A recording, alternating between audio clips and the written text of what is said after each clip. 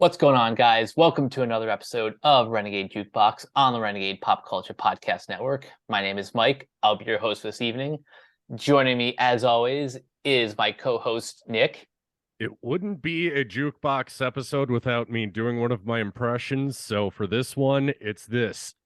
Yeah! And in a very full circle moment, going back to our first episode, Keona has joined us. Indeedy. Yes, hello everybody. Nice to be back. It's been a while since I've been on Jukebox. I just love that name. It's so old-timey, and yet here we are talking about metal. It's rock. That's right. We are talking about Metallica's 11th studio album, 72 Seasons. Jeez. First of all, 11 studio albums. Yeah, that's impressive for Impressive. Well, not counting in supplemental material and live albums and cover albums and EPs Yeah. and just the millions of things this band has done over the span of 40 years. Right. I'm just talking about like original material in the studio. And I got it. Yeah. And other than I'll get a kind of criticism out of the way, but this is just kind of a fun fact that outside of Load, this might be their either second or third longest record to date. Probably is second, considering Load literally had to be trimmed just so that way it could even fit onto CDs, otherwise it wouldn't play. Yeah, and Hardwired kind of cheats because it's a double album with that length. But James Rolfe even put it best in his video on his whole playlist junkie thing that he did a few years ago. If you burned it onto a CD, apparently it'll just fit on one disc anyway. Yeah. But like, no, I don't feel like we should probably go into like a history of the bit. Like, if this is the biggest heavy metal band of all time, like everything you know about Metallica is pretty goddamn obvious at this rate. First 5 albums, classic. Load and Reload, I'm a fan of those, but those are the debatable ones. Some people love them, some people hate them. Saint Anger, everybody knows Saint Anger, and everybody loves Saint Anger.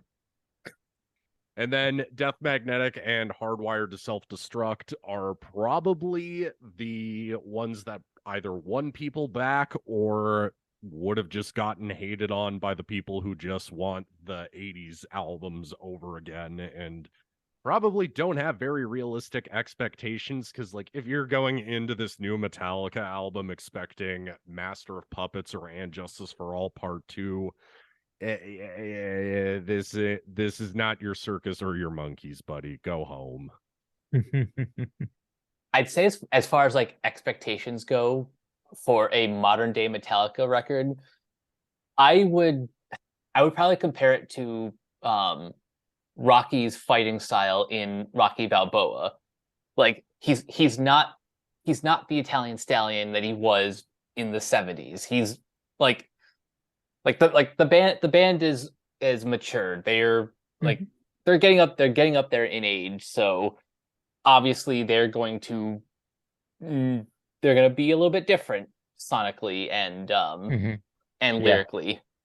Well, one of my things that I always found to be a dumb criticism, and I'll bring up dumb criticisms related to this album, is that no matter what, I think people are just going to bitch about new Metallica records no matter what they do.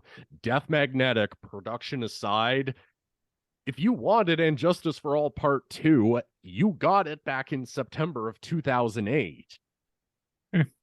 Yeah. Like, if you want them to go back to a thrashier style from the 80s, you got Hardwired to Self-Destruct. Yeah, there could have been some tracks that could have been trimmed to give it more of a, to make it more lean and consistent, but other than that, if you wanted a tighter Metallica record than Death Magnetic, you got it. I'm just one of those people who are just like, if you're just coming to a new Metallica record expecting them to make another genre-defining classic again, you're not keeping your expectations in check. That said, guys, I'm gonna be kind of totally honest with you guys. I didn't like the lead up to this album as much as the previous one. Um, in what way? But before we get there, Keona, um, your I know we talked a little bit about Metallica, like our own histories in the S&M2 review, but just Mhm. a little bit of a refresher for like for those who maybe haven't heard that episode. I'm going to just come at this through the idea of someone who is a casual metalhead, not a hardcore person. So I'm going to be kind of the easy mark here. Um, so take that for what you will. But I will say that, Metallica for me is it's definitely like top two bands ever. So even when it's not like Nick says, even when it's not like a genre defining classic or what have you, it is still like for me it's enjoyable.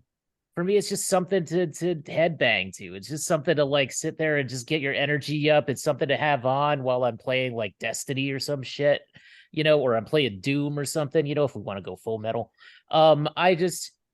I enjoy listening to their music, and I grew up Catholic, so sometimes Metallica not allowed, but heavier bands not allowed when I was young. But eventually I kind of got into it, and I got into it mainly with songs like Nothing Else Matters, stuff that got a lot of radio play. So, again, I'm the casual person in the room.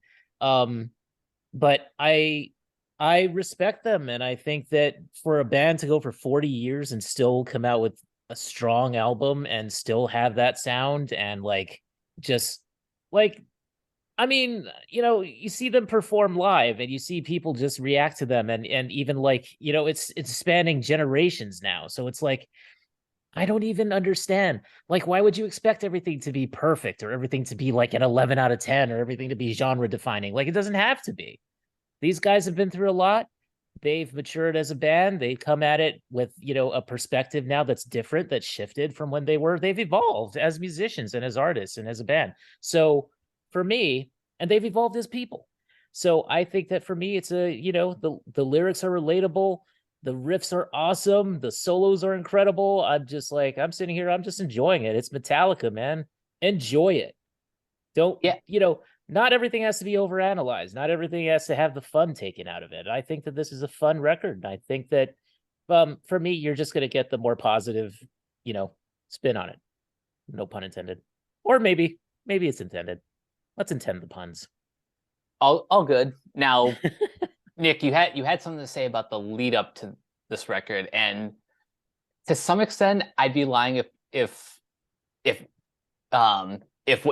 what I think you're gonna say, like I'd be lying if I said I disagreed. But go ahead. I was mainly just gonna say I don't think the single choices were the best possible choices. Yeah, it might be in some ways copying the formula of what they did with Hardwired to Self-Destruct, but at the same time, it kind of gave me the wrong expectations going in, I guess. But like the more I've listened to it, and I'm gonna be fully honest, I'm not gonna put this in the thrash metal category, actually. I would feel almost more comfortable calling this more of a traditional old school heavy metal album by way of Metallica rather than just a full-blown thrashter piece. Actually, yeah, that's a good point because if you wanted a more thrash forward album, what came out the same weekend was Overkill's new record Scorched, which is a banger in its own right, but we're gonna focus on one of the big four here today.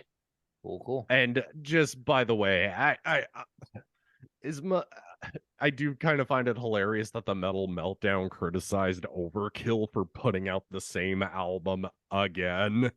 and then proceeds to criticize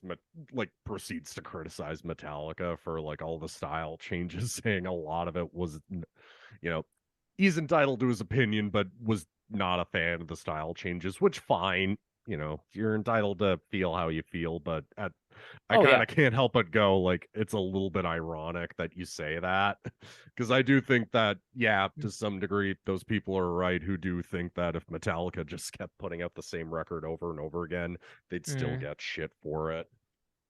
But let's tear into this album, and I think before we get into the songs, I actually want to talk about the album art. Yeah. Yeah. This album art is Interesting. Yeah. I still don't know how to feel about it. Like, I get you want to illustrate the entire concept of the album being like the first 18 years of somebody's formative life, and it's a mix of toys, instruments, and just various other objects. So, and just having that basically look like it's been put through an atom bomb. But I don't know how to feel about it. Eventually, the Hardwired album art really grew on me, and I'm like, okay, I accept this as, part of their back catalog at this rate, but I don't know, just something about it, the bright yellow, I'm just kind of going, I'm not really sure how to go with it, especially knowing that James Hetfield really wanted to call this album Lux Eterna, but got outvoted. Honestly, I think if you wanted to keep the album cover yellow, I think that would have been a better idea. Yeah. But what do you guys think of the album art? I guess I know my take's probably different than your guys's. So I read a review because I was just checking the reviews for the album, and most of them pretty positive. I read a review that said that the yellow and black was supposed to represent like almost like a caution sign. Because traditionally, I guess signage that would warn you of things is like yellow and black, sort of, I guess. I don't know about that. This album's not really a warning sign, though. It's not really a warning. Yeah, like if you're trying to warn somebody about life, sure. I don't really get that take. I don't really know what the connection there. Yeah, I don't really know what the connection there was, but anyway, someone's interpretation, not mine, somebody's. But yeah, somebody just had a wrong take there. Perhaps, yeah. I just think that I'm not sure about the yellow and black myself, but it's definitely a shift. Yeah, to me it's first 18 years of life, why? Yeah, I guess so. I guess something like that for the album art. I don't know. Yeah, I'm just kind of neutral to the art. Like, like I can see what they're going for. It's just it's not as striking as like some of their classic covers. Like, no, definitely not. Like, I don't think anything will beat Master of Puppets, which is one of the shirts that I wear pretty much all the time. Yeah, like even the more like debatable albums in their back catalog even they elicit some kind of a reaction from you. But I mean, like I said to you guys before we started recording this, even I do think Metallica albums at this rate are something that you kind of just have to live with, rather than just have it be an immediate knee-jerk response of this is awesome or this doesn't sound like And Justice for All again. It's definitely an aesthetic choice that they made, for sure. But yeah, I would say for me it's interesting, but not what I would have gone with. Yeah, I agree, Nick. I think if they had gone with Hetfield's original idea and just called it Lux Eterna, that would have been more fitting. I'm big just considering I read that article just a couple of minutes before we started recording. I think that's more in line with a Metallica album title, personally. It is. Yeah. Yeah. Yeah, so I don't know. I guess Lars has a lot of power in that band, so sure. But enough of the album art. Let's get to the thing we all came to here to talk about, the music. And big hot take, I think this should have been the first single that we heard. 72 Seasons, yeah. Like it picks up where we left off with Spit Out the Bone. It's fast, it's heavy, it's energetic. It's like, yeah, I'm getting into this. Like, I do get some people who are like, yeah, maybe you could shave a couple of seconds off of it and make it maybe a 6-minute track, but at the same time, I know I keep harping on And Justice for All for some reason on this podcast tonight, but you got to remember, And Justice for All is an hour-long record. And most of those songs, there's a reason they didn't play it post Black Album, was because most of it was either 10 minutes long or it was just too complicated for them to ever play again, i.e. Frayed Ends of Sanity. But I mean, I personally really dig this, especially Rob's bass intro, getting, him to show off a little bit. Granted, it's him playing with a pick, but whatever. I'll take bass work on a Metallica record. And the first time in forever where it's noticeable. The riffing on it's great. The lyrics, basically, the best way I can describe it is like how you start an essay. If you really want to convey the entire message of this album being the formative years of somebody's life, I can't really disagree with this being kind of the lead-off thing to introduce you to the album. Plus, the goddamn music video basically turns itself into the album art eventually, so it's like, why not just lead off with this? Yeah. Plus, it speaking of Hardwired, it carries the tradition of the lead single being the title track. So yeah, I see no reason why they couldn't kick off the promotion with this as their lead single. Except Ride the Lightning and Justice for All weren't lead singles. Just a little bit of a nitpick, but I get your point. But yeah, nonetheless, like it's the proper way to be like, hey, we haven't released a single in like 5 years at this rate. If this had dropped back in November, I would have been like, this is fucking awesome. Sign me up. Give me the album now. Which also kind of weird that they released a single towards the tail end of a year. That's just kind of a weird personal choice with me, but nonetheless, anything else you guys want to add about this track? Is like, this is one of my favorites on the record already. Mission statement of the album, I loved it. And starts off strong. Wrath of Man. It's the Wrath of Man. Hell yeah. Also, am I the only one who kind of picked up on the feeding on the Wrath of Man bit? There's little callbacks to lyrics throughout the album. Yes. That lyric being a callback to Jump in the Fire off of Kill 'Em All. Which I like that they are kind of subtly going back to lyrical content from their older material in that way. It is nice that they're kind of reflecting on the past with this record. Now they just need to reflect on Saint Anger and acknowledge it the way they do at their live shows. That I just find that hysterical. Anyways, nonetheless, next track, considering that this one slows things down a bit, you would think I wouldn't like it as much, but I really do like Shadows Follow too. Same. Yeah. Honestly, really the like opening bit reminded me a lot of Holier Than Thou with like kind of like the militant drum intro.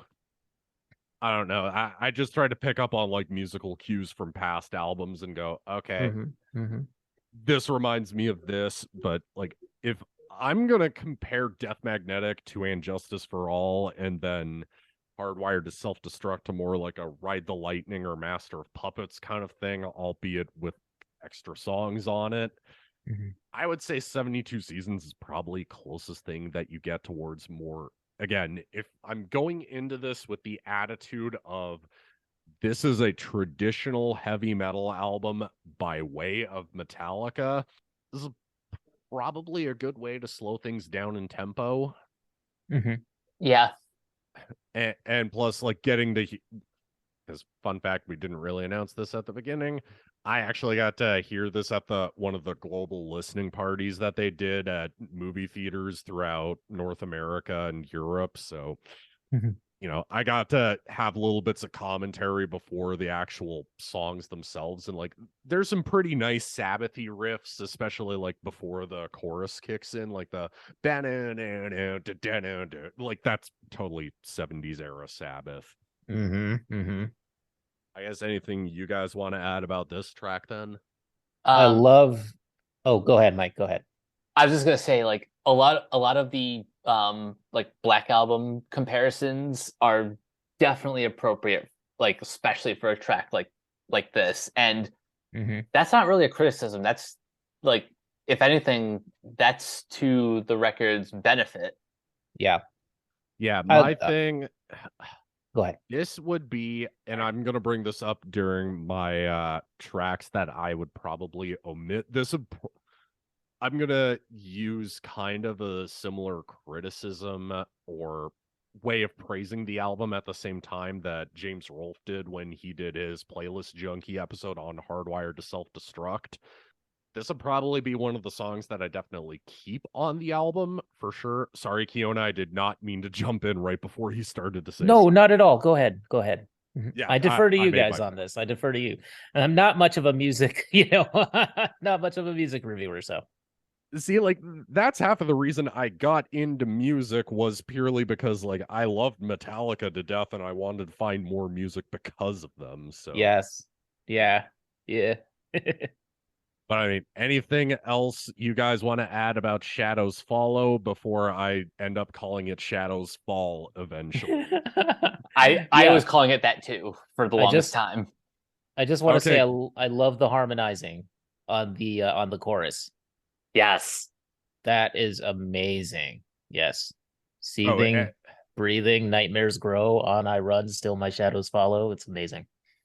Great. yeah, that like as post therapy sounding as it is for James Hetfield, it still just sounds fucking great coming out of his mouth. And just throughout the one of the things I'll definitely say about this record, Hetfield sounds great on it. Yes. Yes. And before we proceed, this is the first album to feature any work from Kirk Hammett on it since Death Magnetic, actually, due to his whole iPhone incident between Death Magnetic and Hardwired to Self-Destruct. That's a you all can go look that up in your own free time. Oh yeah, I remember that being like a big deal back when that album was released. Here, like reading those articles was pretty devastating. Long I story short, for Keona, Yeah.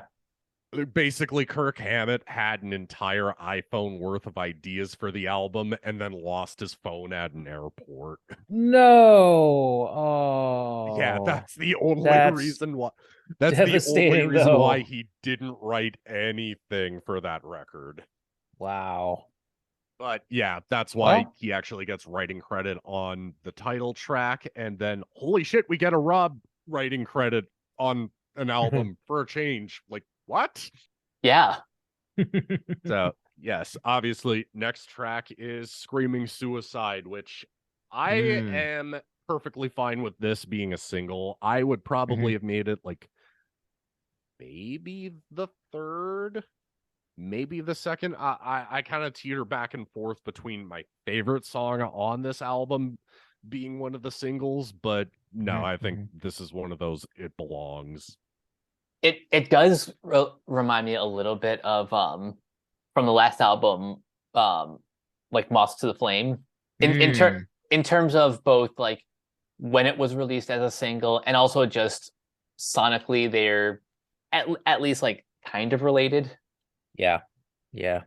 I hear that. I can see your point. By the way, I wanted to say before I forgot, I actually really like the Rocky analogy that you used for describing this record. Yeah. That's actually kind of perfect. With this, it delves more into Hetfield's, I want to say it goes into a little bit more of his personal life, especially just adding in how going back to rehab mid-tour, B, divorce, C, canceling shows to return to therapy again. Like, this is very much James Hetfield's album, especially in terms of just lyrics. Mhm. but it matches the tone of the music just so perfectly that I kind of can't help but go, yeah, this is proper Metallica. I'm perfectly down with this. And it's also just great to actually hear Rob in the mix and not being muted sounding. Yeah.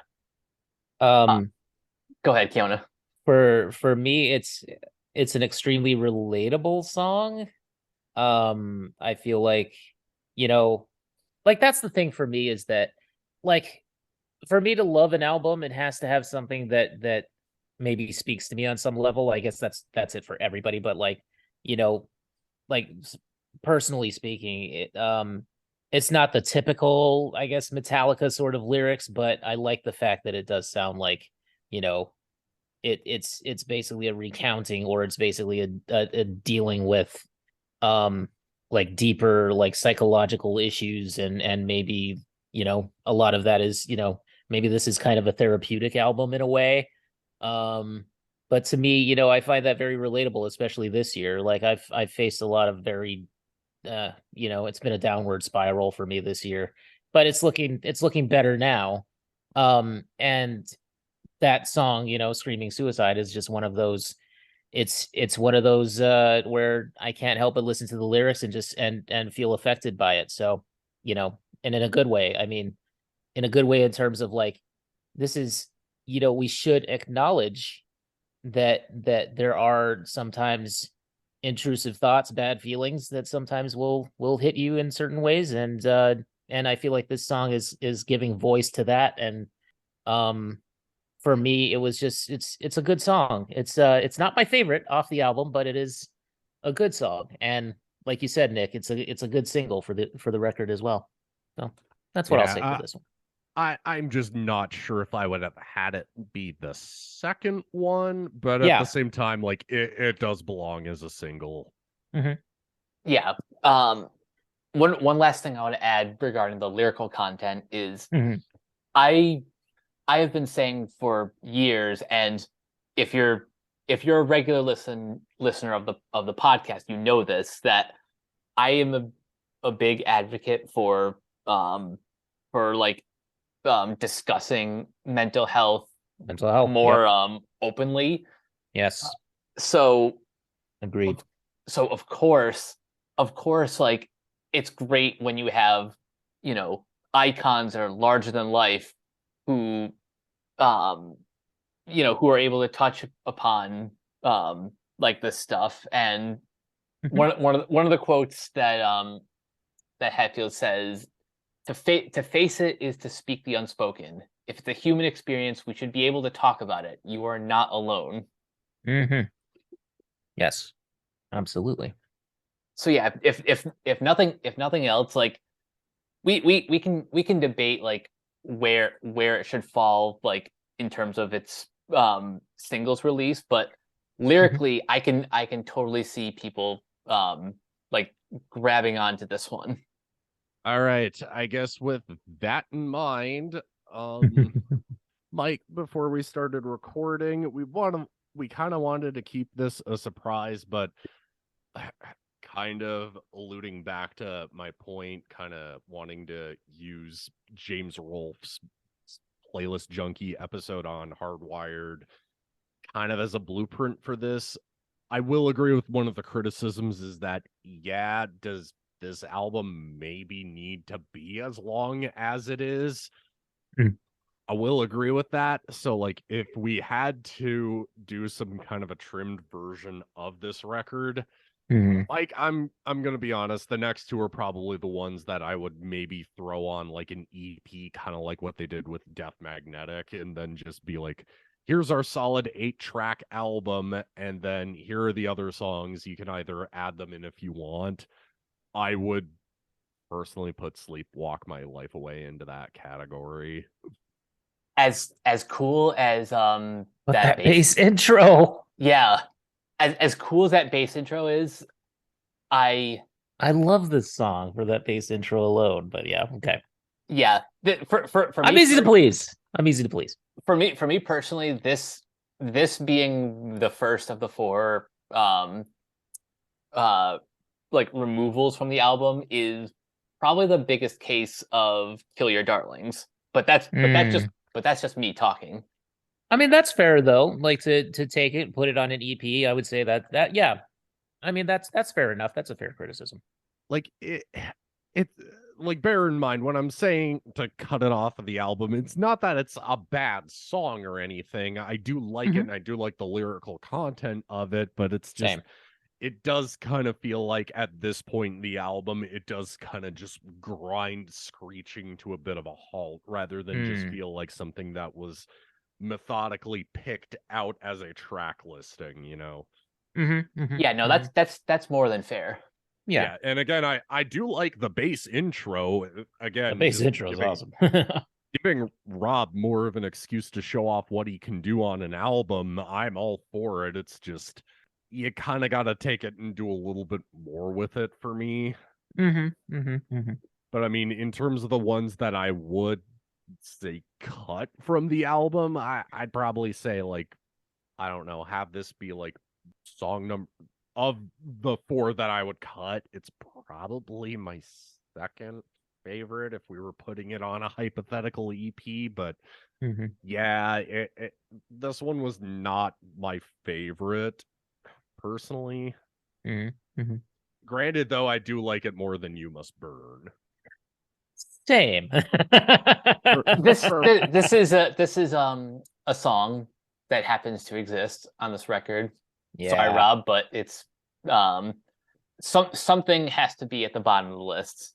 Yeah. Like it's not a bad song. Dare I say I even like it to some degree. Like again, I'm the guy who defends Load and Reload for Christ's sake, but I mean at the same time I kind of can't help but go, yeah, this is where things really do grind to a halt in terms of just like general pacing.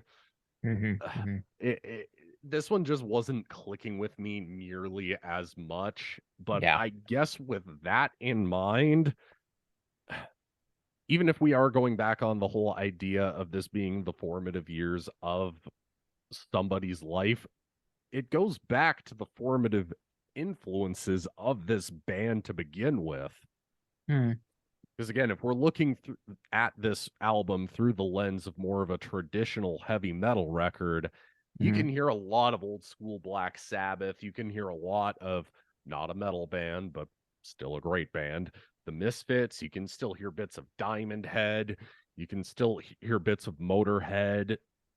All of the band's influences you can hear on display here with more of what makes the band the band. Right. Like I think the only difference here between like a song like You Must Burn and pretty much the entire track list of Garage Inc. is that like this is taking all of those songs that they covered and just putting more of their own energy into something original. Yeah, and that's just my thing with You Must Burn is that I do kind of wish it had, I guess, I don't know, maybe somewhat of a buffer, maybe a more energetic song to kind of break up the, basically 14 minutes of bringing this to a slower pace, I guess.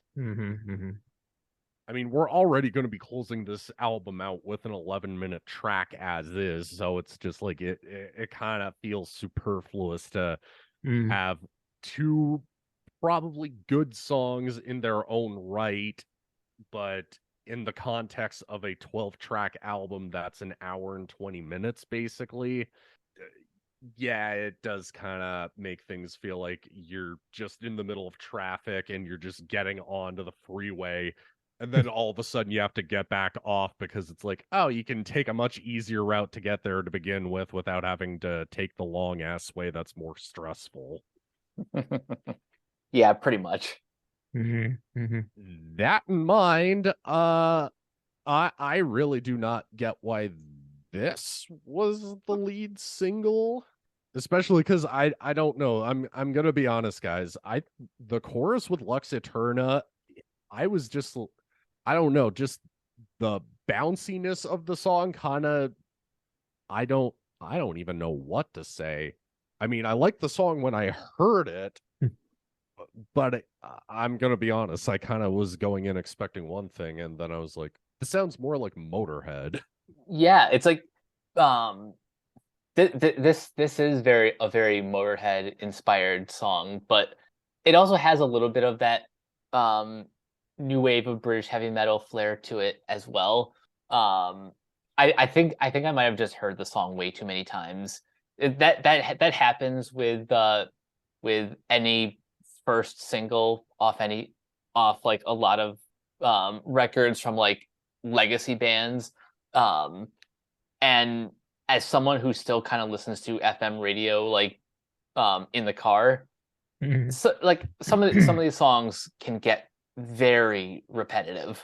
Yeah, while I do agree with that to some extent, Lux Eterna is definitely one of the ones that I would keep. It definitely really does wear its Diamond Head and Motorhead influence on its sleeve, and I'm not going to complain about it. And it adds up to a solid 3.5 minute track. So again, would be nice if a song like this kind of would have broken up the monotony a little bit between tracks 4 and 5. But I mean, hey, I'll take a good song wherever I can. I loved it. And hey, I won't disagree with you. It's a killer track. I unabashedly loved it from the minute I heard it. I was like, "This is the energy. This is what I want. I'm into it." It made me just really, really, really want this album. So If you really like that song, you're probably going to like their cover of Bread Fan on Garage Incorporated then.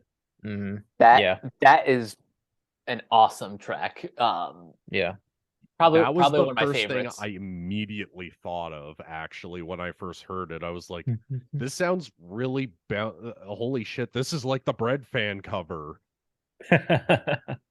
Now, it totally reminded me of that the first time I heard it. So now this would definitely, I would throw this in the keeper category in terms of songs. If we were turning this into an 8-track record, I would put this in the keeper category. And this is also the point where during the global listening party that Lars totally trolled me because I'm the fanboy in the room. I pre-ordered not just the CD, not just the vinyl. I didn't just go out and buy the indie record store variant on purple, yes, purple vinyl. I pre-ordered the goddamn cassette, and Lars trolled me for it. Thank you, Lars. Now kick Five Finger Death Punch off that tour and replace them with like Lamb of God or something, or Machine Head. Or the Raven Age. I would be I if we were gonna go with more of a modern band, if they ever decided to tour again, Power Trip. Yeah. Just R.I.P. Riley Gale. That's all I'm gonna leave that at as. But back to the record. Red of Barbed Wire is again one of the more mid-tempo songs, but I'll at least say this: the song title was like, I kind of was hoping for something a lot thrashier and heavier just from the title alone. I can see that. Like, at least admittedly, watching it during the whole global listening party, the music video was really cool, but I kind of just couldn't help but go, yeah, this is. And actually, I kind of forgot to mention this during You Must Burn. It kind of that a little bit in that song reminded me of Where the Wild Things Are off of Reload. This feels like a Reload song if you had kind of turned up the gain on the amps in the studio during the recordings of those albums. I can kind of hear that.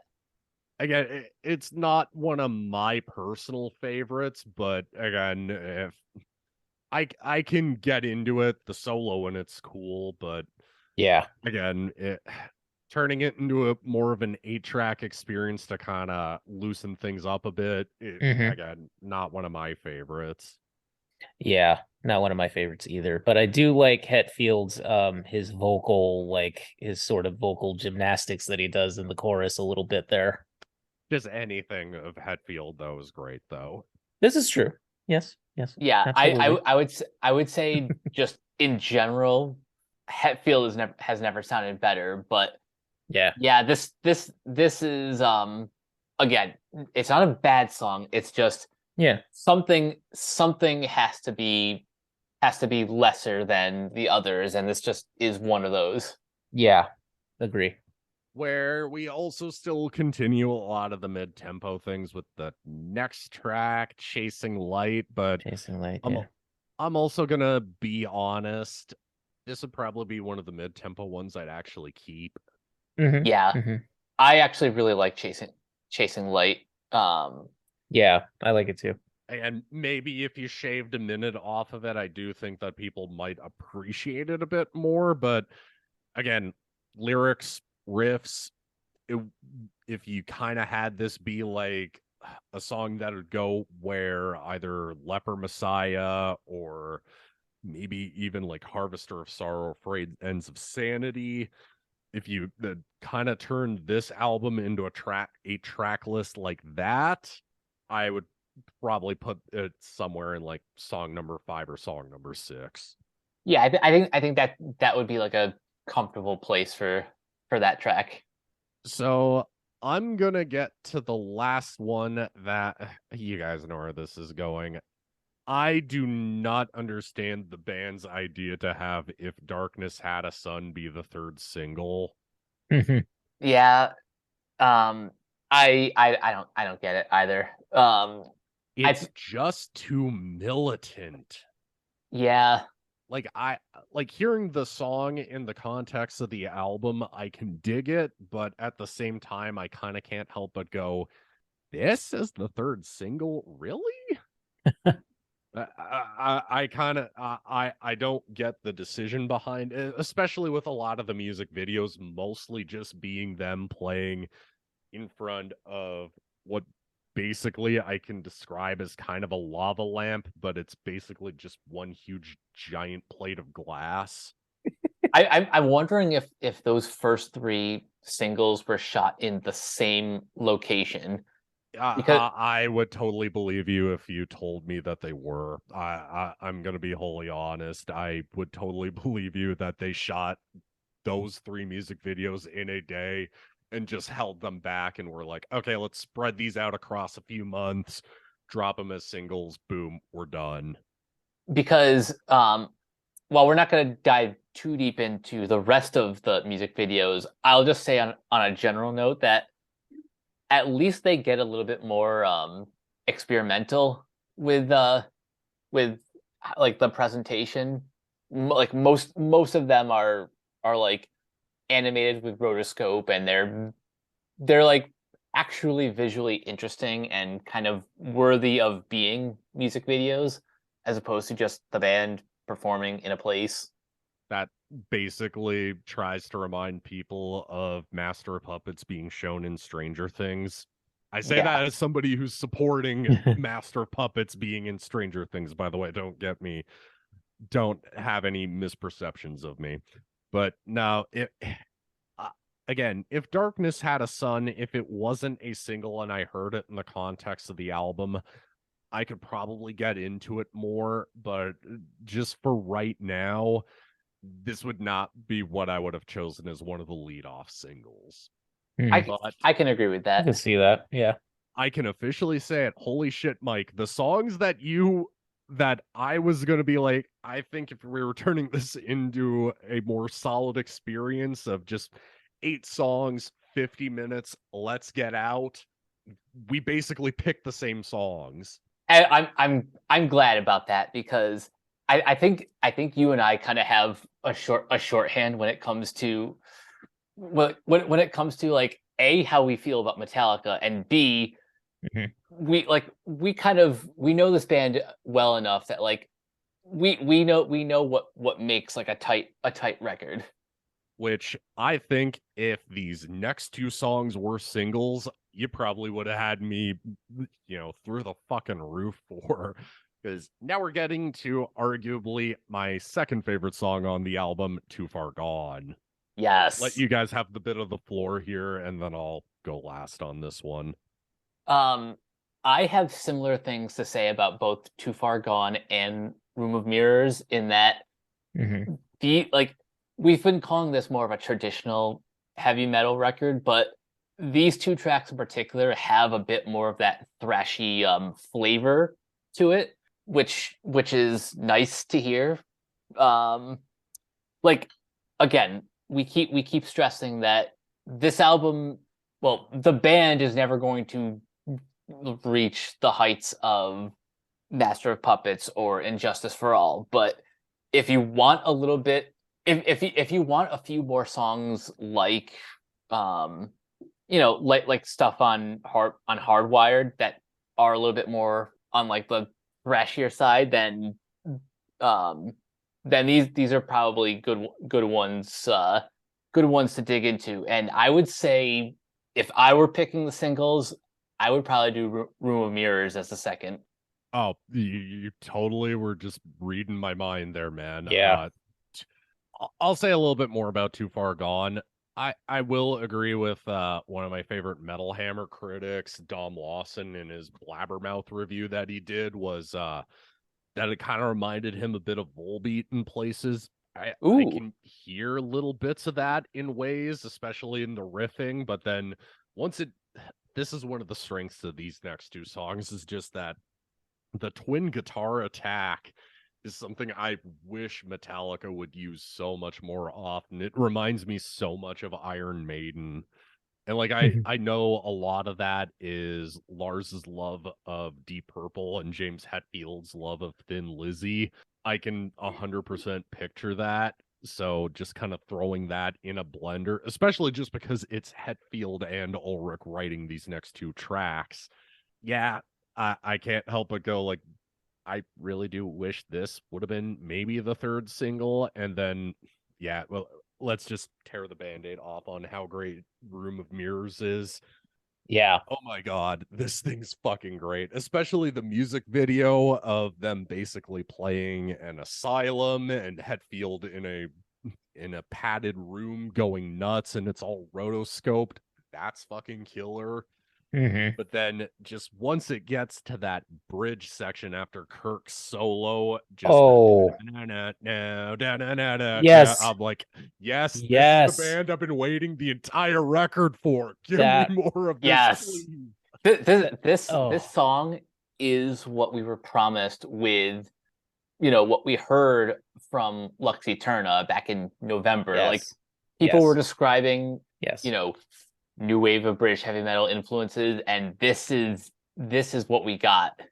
Actually, I That's was thinking a lot of Moth into Flame and Atlas Rise if we want to go with newer Metallica records. you're right. They even used the broken beaten scarred lyric in Room of Mirrors, did they not? Yeah, they dropped that bit from Death Magnetic for Yeah. sure. That was interesting. And Certainly plus, interesting. going into Keona's whole relatable thing in terms of the Mhm. lyrics, like just delving deeper into more of the mental health aspect of Hetfield, just kind of dealing Mhm. with his demons and his own personal past. It Yeah. just has never felt more relatable, real, and yeah, some people might try to say bits on the album are hokey, but I mean, we're talking about the band that's now infamous for a lot of the lyrics featured on Saint Anger. I think one or two hokey lines more forgivable at this rate, but I mean, no, Room of Mirrors is fucking killer. I think Yes. if this had been either I'm gonna have to just back Mike up on this one. Second single, it's awesome. I really hope that they do actually release it as a radio single, and hopefully they get to play it live when I go see them next year. So yeah, Room of Mirrors, fucking choice song, best song on the Mhm. album for me. Yeah. I definitely agree. I think like Chasing Light and If Darkness Had a Sun for me, I like those two tracks, but I'd say that they're kind of middle of the road in terms of the album. Too Far Gone is really, really good, very relatable song. A little simple, but good. Room of Mirrors, like you said, it's the bridge. It's that bridge. Mhm. I love it so much. I could listen to that for like 10 hours. I don't even care. Like it's amazing. They You know just what? Um, need to You know get what else it kind James of and reminds me Kirk. of? Yeah. Um, what's that? I had the Beholder a little bit in terms of like the dueling guitars. Yeah. Okay, I can picture that. I was actually just gonna say, guys, I think if James and Kirk got to do more of that on an album, just imagine the responses that they would get from people being like, "Holy shit, this is fucking killer!"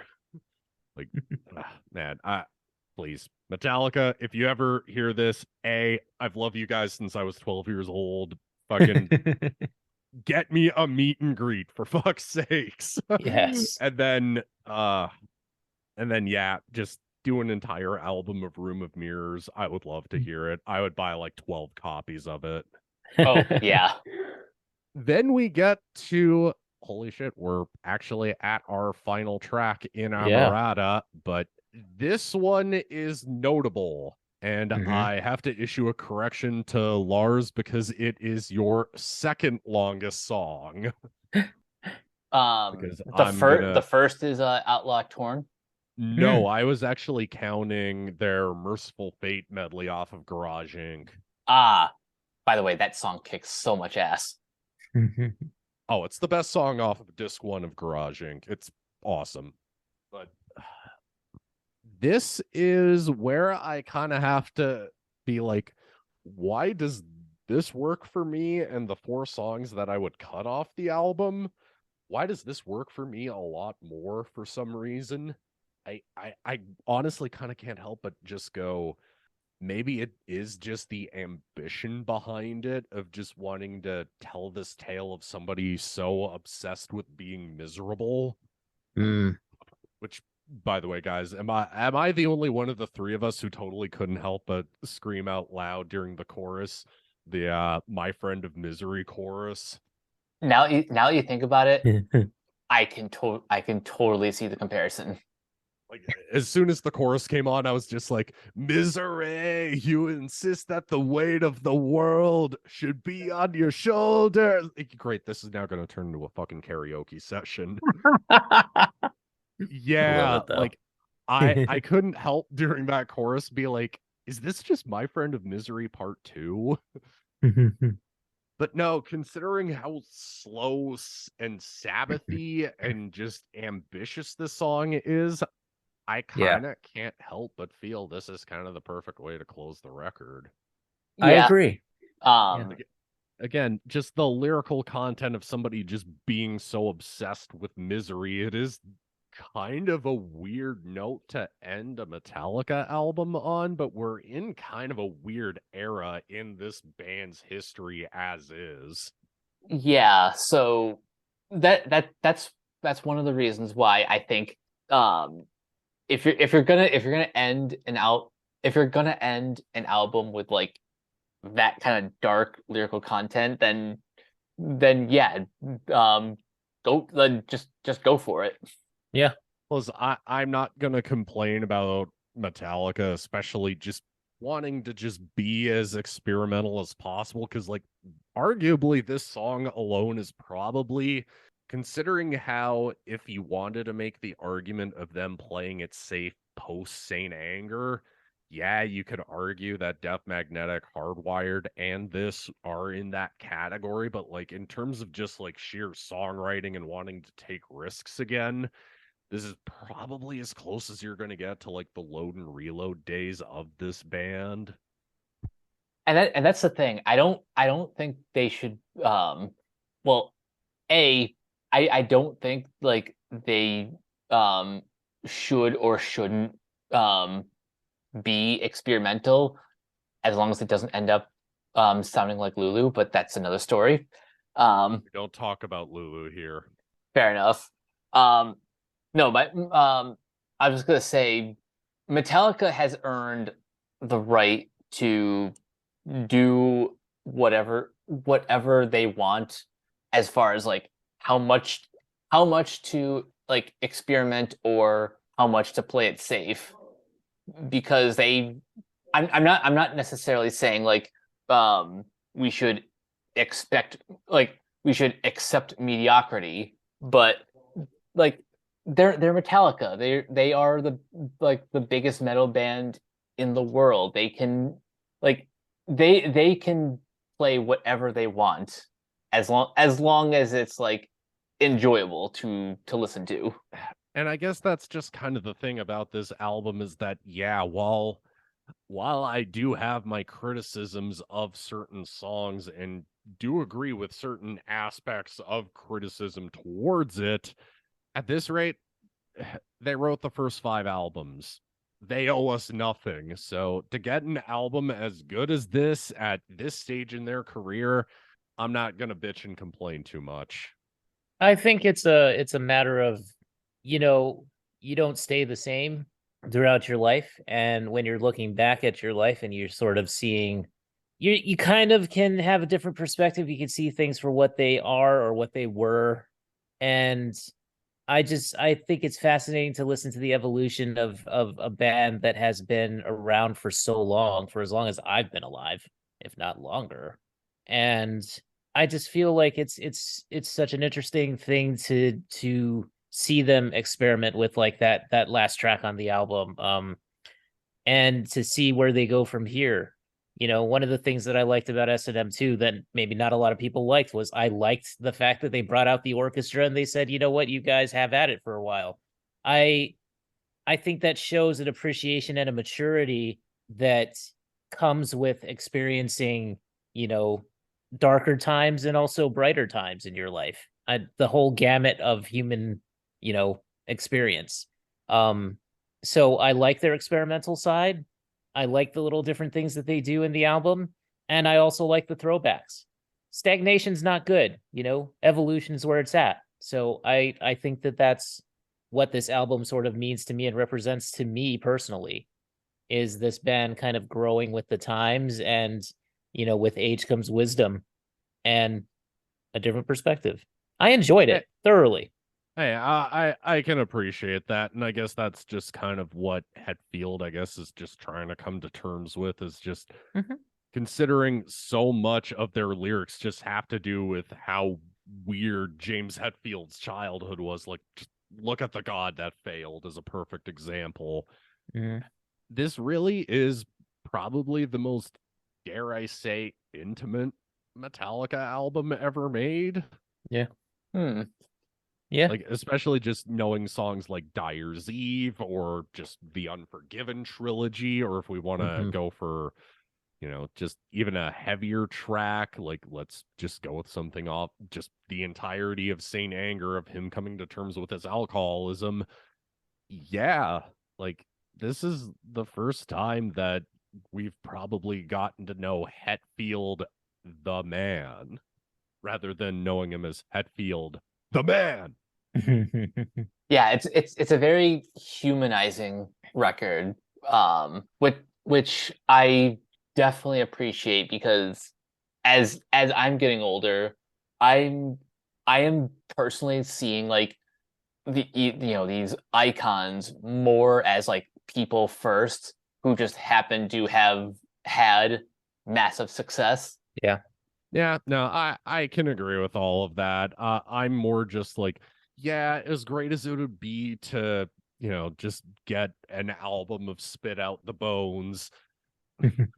At the same time, I kind of can't help but go, like, at least they're not trying to just trend chase, or they're not trying to, it's not like you're going to see Metallica putting out a deathcore record anytime soon or anything. And if you're going and expecting them just want to play generic, basic, dumbed down breakdowns, this isn't going to be your album. If you want them to basically just do an album of Slayer covers, admittedly, as amazing as that would be, you're not going to get that here. Like, I would say, to temper someone's expectations, you're probably going to enjoy this album a lot more if you go into it expecting more of a traditional old school metal album. Yeah, no, I think that's kind of the perfect place to set your expectations. Mhm. And like I said earlier, like if you want like pure thrash metal, there are like, even like beyond the big four, there are dozens of great thrash metal albums, like that have been released over the past, X amount of years. Probably just the last decade alone has given us some of the best thrash, arguably since the 80s. But absolutely. Just in general, though, just thrash is fucking amazing. Period. Listen to more thrash metal, kids. It's good for your health. Nonetheless, yeah, it's a new Metallica album. If I'm going to set somebody's expectations for this, if you're already diehard and invested in this band like I am, to the point where you have their logo tattooed into your flesh for life, you probably pre-ordered this thing months ago like I did. If you're somebody who's wanting something more Black Album sound, like this is again arguably the most Black Album sounding Metallica album probably ever.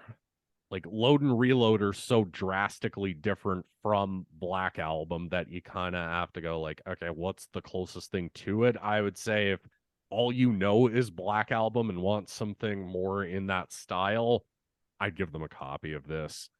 And then if you just outright don't like anything past 1988, well, there's nothing I can say that's going to change your mind. So you probably made up your mind, as a matter of fact. So why are you even listening to me? Just fucking go listen to whatever you want. I don't care. Yeah, that's a pretty accurate summation of Metallica's entire base. But yeah, that takes us to the end of this episode. This was a lot of fun. I'm glad we had an opportunity to talk about probably one of my favorite bands of all time. One that has stuck with me since at the very least like 10, 11 years old. Like this is probably the most formative band that has like this is like one of the most formative bands from my childhood, that one that I will continue to be a fan of for as long as they continue to exist. Yeah. I'll say, I guess, to kind of close things off, is just I'm just happy we're getting new Metallica to begin with. So yeah, Agreed. Exactly. That's all I gotta say. I'm stoked to go see them next year. And again, I stand by this statement. I would gladly pay Lars Ulrich more money to kick Five Finger Death Punch off that tour. Oh yeah. So before we get out of here, Keona, where can everyone find you online? You can find me on Twitter at Neoplasmic24. I'm gonna start I hope to start the Meltdown soon. Probably get back to that on Twitch or YouTube or wherever it is that we're gonna put it. I'll figure that out eventually, but that will be, yeah, let's just say Twitch. I'll put it out there. Twitch.tv/Neoplasmic. So if you want to follow that, also you can find me with my peeps on renegadepopculture.com. Awesome. Nick, where can everyone find you? Super Saiyan Death Metal God on Instagram. That's where I post mainly album covers, movies, video games, just whatever I happen to be up to. So if you want to shoot me a follow and some binge likes, it is, as usual, greatly appreciated. Thank you. And I'm just amazed that in this lifetime, the three of us, got to talk about a new Metallica record. So just thank you guys for listening and coming by. It's going to always be appreciated. Yes. Yeah, I'm just very happy that Metallica is still releasing new material. But you guys can find me on Twitter at Captain K42. You can check out my quick thoughts on letterboxd.com/CoachK42. And you can follow Renegade Pop Culture on Facebook and Twitter at Ren Pop Culture. You can also find us on YouTube, on Podchaser. Subscribe to our Patreon at patreon.com/Renegade Pop Culture. Listen to all of our podcasts on Anchor, Spotify, Apple Podcasts, etc. And last but not least, everything can be found at renegadepopculture.com. Need an escape? So do we. That'll do it for this episode of Renegade Jukebox. We will catch you guys later. Nick? Lars was right about Napster. Get over it. Peace out.